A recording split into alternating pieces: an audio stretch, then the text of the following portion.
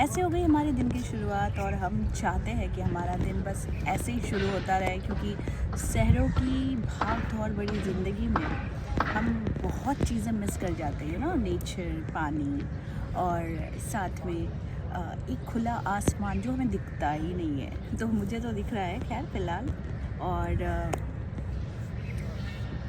अच्छा लगता है कि जब कभी भी अपने लिए समय निकाल कर थोड़ा-सा वक़्त अगर हम पर्यावरण को दें, नेचर के बीच अगर हम बिताएं, तो ये इससे ज़्यादा सौभाग्य की बात कुछ नहीं है। क्योंकि हम मशीन बनते चले जा रहे हैं, जो हमें नहीं बनना है। हमें मशीन थोड़ी बनना है, हमें बनना है कि हम अपने जीवन का उद्देश्य को प्राप्त करें और साथ में अपने जीवन में एक नेचुरल जो चीज़ें हमें कुदरत ने, हमें ईश्वर ने गिफ्ट किया है, उपहार में दिया है, वो है हवा, जल, नेचर, पेड़ पौधे, है ना? ये सारे नेचर की चीज़ें हैं जो हमारे लिए फ्री है, बट हम इनका उपभोग नहीं कर पाते हैं। तो जब तक हमारे प्राण हैं, जी लीजिए।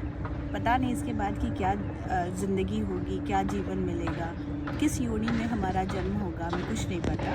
लेकिन इस जीवन में हम सौभाग्य की प्राप्ति है हमें, कि हम एक मनुष्य योनि प्राप्त करके हम इन सारे नेचुरल चीज़ों को हम उपयोग कर रहे हैं। तो जब तक आपके पास समय हो तब तक कुछ करो, नहीं करो, जीवन में आनंद प्रचुर कर लो। क्योंकि जितना आनंदित रहेंगे उतना जीवन जीने का भी मज़ा आएगा। हमेशा अगर परेशानियाँ, प्रॉब्लम्स, रोना धोना और दूसरों की शिकायत करने में ही अगर जीवन बिता देंगे ना, तो वो जीवन का उद्देश्य आपका वहीं तक सीमित हो जाता है। तो इसीलिए मैं अक्सर लोगों को ये कहती भी हूँ कंसल्टेशन में और समझाती भी हूँ कि आप अपने जीवन का उद्देश्य को समझ लीजिए। अगर उद्देश्य आपके पास है और एकदम सटीक रास्ता आपने चुन लिया है, भले आप आज से ही आप अपना उद्देश्य को समझ लें, आप आज से ही शुरुआत करें, तो हर दिन नया है। तो हर दिन जब नया है तो हर दिन नए तरीके से सोचना भी हमारा काम है ना? पुरानी बातों को दिल पे लगाए बैठे हुए हो, किसने क्या कहा, किसने क्या व्यवहार किया, ये सारी चीज़ें यूज़लेस है एक्चुअली में। कोई किसी को पकड़ कर नहीं चलता, कोई किसी को याद करके इन सारी बातों को नहीं चलता, क्योंकि वो फिर आगे नहीं बढ़ सकेगा। तो मेरे जीवन का उद्देश्य है कि मेरे साथ क्या हुआ, क्या नहीं हुआ, मैं उसको पास्ट समझती हूँ और वो पास्ट है भी। इसीलिए मैं पास्ट को अपने साथ कैरी नहीं करती, कैरी फॉरवर्ड नहीं करती, क्योंकि मुझे पता है कि मैं जितना पास्ट अपना कैरी करूँगी, जैसे मेरे भाई के साथ हुआ, मम्मी अभी बीमार है, पापा चले गए हैं, सास ससुर चले गए हैं, तो ये एक दुख है। लेकिन एक आनंद भी है कि मैंने उनके साथ एक लंबा अरसा बिताया। अब मतलब जीवन किसका कितना दिन तक है, ये तो ऊपर वाले के हाथ में है, ठीक है? लेकिन कुछ हाथ हमारे पास भी है जिससे हम संरक्षित कर सकते हैं अपने जीवन को।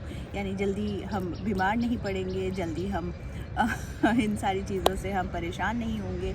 याद रखिए, सारे टेंशन की जो जड़ है ना, वो जड़ है आपका दिमाग और आपका मन। यही आपको बीमार भी करता है, यही आपको स्फूर्तिवान भी करता है।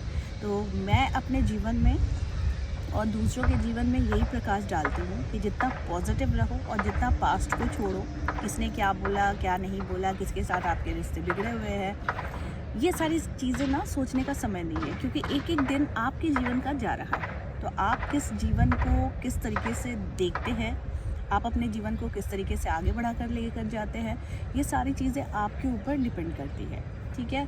तो इसीलिए मैं अभी फ़िलहाल उपभोग कर रही हूँ गंगा मैया की, और ये खुला आसमान, इतना सुंदर परिवेश जिसमें मुझे आना, रहना, मतलब व्यस्तता भरी जीवन से कुछ समय अपने लिए निकाल कर मैं आ जाती हूँ और मैं आप लोगों के साथ भी शेयर कर देती हूँ। तो चलिए